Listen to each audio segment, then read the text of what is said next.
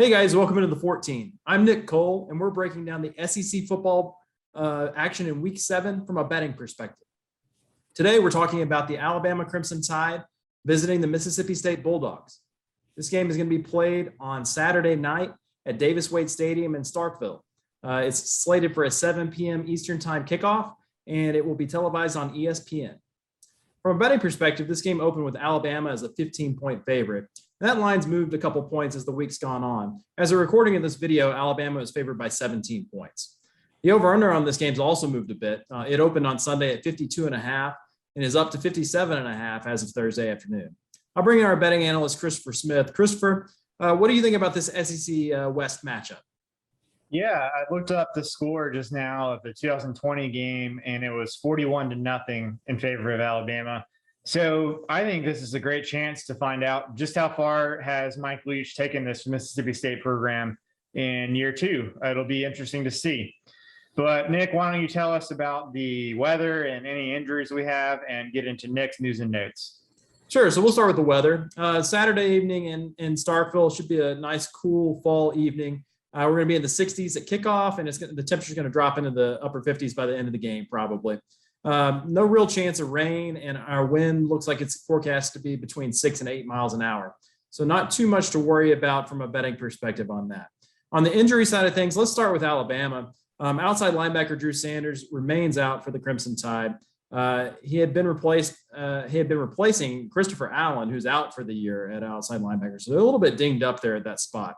And then their backup running back, Jace McClellan, is the other major injury. He got hurt a couple of weeks ago. It's not new, but he's out for the year. And maybe it's something that we're starting to see wear on that Crimson Tide offense a little bit as Brian Robinson takes on more and more of the workload there.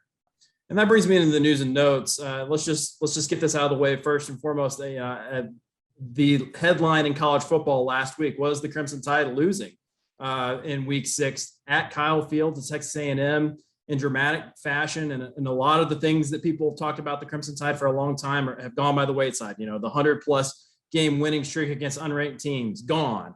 The 28-game unbeaten streak for Nick Saban against his former assistant coaches, gone. Jimbo Fisher broke that. And, you know, to be fair and to give credit where it's due, Christopher has sort of been warning me on these videos in the last few weeks that, hey, Alabama, while the scores have looked nice and they've taken care of business, maybe against the spread in some cases, this is not the same team that they were last year when they won a national championship. And they sure did slip up and lose a game that they definitely should have won against an A&M team that had lost 2 games in the SEC West prior to beating the Crimson Tide. And on the other side of things, Christopher, you kind of mentioned trying to figure out where Mississippi State is in year 2, and this is a great barometer. And I just like to point out that Mike Leach has gone big game hunting before and beaten some teams that were in the top 5. So, Christopher, when we look at this line and we see what Alabama did last week, and we see, you know, Mississippi State had a bye week to sort of rest up, get ready, study some extra film on the Crimson Tide, do we feel like this is a trouble spot for Alabama? I mean, I don't know that I would classify it as a trouble spot in the same way that maybe I thought Texas A&M may be able to at least compete with Alabama last week. I wasn't expecting them to win, but I thought maybe it could be a competitive game. I don't know that we'll see, the balance of the outcome of the game being decided late in the fourth quarter here, but I don't know that Alabama is just going to destroy Mississippi State like they did last year either. And I mean, there's a few flaws with this team, but the one that is the most glaring to me remains the offensive line.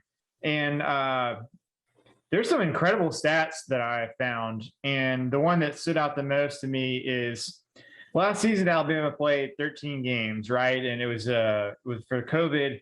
It was all SEC during the regular season, 10 games. Then you had the conference championship game. Then you had Notre Dame and Ohio State in the playoff. So no Mercers on the schedule, right? No Southern Miss on the schedule like this year. But according to Pro Football Focus, the offensive line allowed 49 hurries in those 13 games, 13 good opponents. And this season, Alabama has allowed 54 hurries in 6 games, including Mercer and Southern Miss. So they've allowed 5 more hurries in 6 games, including bad teams, than they did in 54 and 13 games all last season. That's not good. And if you look at Alabama's running game against Mississippi State's rush defense, in a vacuum, it's pretty even. You mentioned the stuff about Robinson right now. You mentioned the fact that Alabama's depth at running back this year, not so great. And Robinson is not built like Derrick Henry. He's a physical runner, but he's not necessarily the guy that you want to carry the ball 30 plus times a game. Now, on the other side of the ball, the numbers are actually great for the air raid offense in the second season in Starkville. I mean, the quarterback is completing 75.7% of his passes. I believe that's second in the country. Mississippi State's also fifth in time of possession. They're 17th in offensive snaps per game. So they're introducing a little tempo actually to this. And they've only played 5 games. They had a bye week last week. And they have 2 receivers that are in the top 15 in the nation in terms of receptions. And yet they're only 105th in passing plays of 30 plus yards, despite throwing the ball on 70% of their snaps. So what does that tell you? It tells you that it's very hard to rush the passer against them because they're getting the ball out super, super fast. And you're not going to break up a lot of passes against them. They're not going to go deep. You don't have to be worried about them hitting explosive plays. But they're going to complete a lot of passes, and they're going to complete a lot of very short, quick passes. So what do you have to do against that? Well, your linebackers have to be good in coverage. Your nickel and dime corner cannot get kicked out of the game for a targeting penalty in the first quarter, as it happened to Alabama last week, which gave them trouble covering tight ends. And you got to tackle in space, which is not something Alabama has necessarily been great at. But you look at the game last week against Texas A&M and even the Florida game, Alabama's defense has trouble when you show them new looks. Texas A&M rolled the pocket, gave Calzada half the field to work with, and got him some one-read decisions. But that was totally different than what they'd put on film before last week.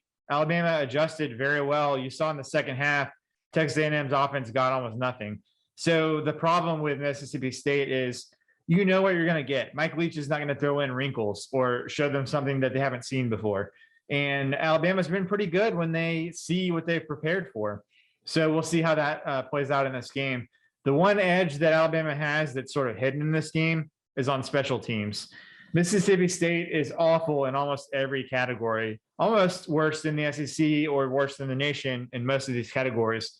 And Alabama has a huge advantage in kick and punt returns on both sides and also at place kicker. So that's one of the sort of scary things if you are going to side with Mississippi State is a huge special teams edge for Alabama, maybe one of the biggest edges you'll see on special teams all season in the SEC.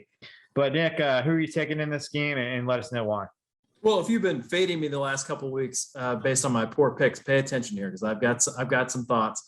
I'm going to start with the total. I like the over 57.5 simply because Alabama hasn't played in a game with a total under 57 all season.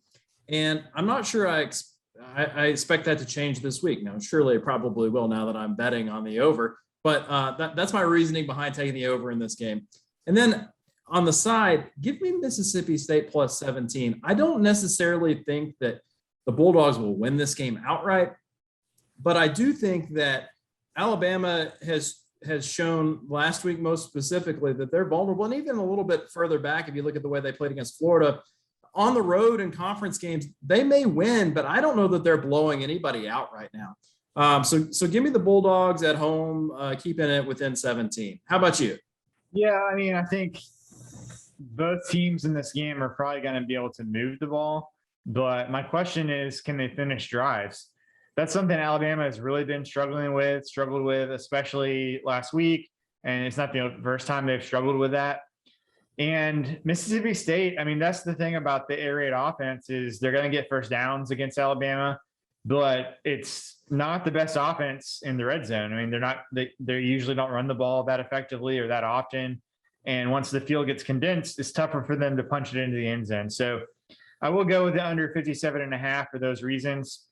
I lean toward Mississippi State plus 17. I don't really want to bet on this game on the total or the side. I probably would bet on the total if I had to pick one or the other. But I'll lean to Mississippi State plus 17 just because I don't know that Alabama's defense is going to be good enough to prevent Mississippi State from playing a game of keep away. And even though I don't expect the Bulldogs to score a ton of touchdowns, I do think they can possess the ball and get first downs and kind of limit Alabama's possessions to an extent. So that's who I'm taking for Nick Cole. I'm Christopher Smith for the 14, and we'll talk to you next week.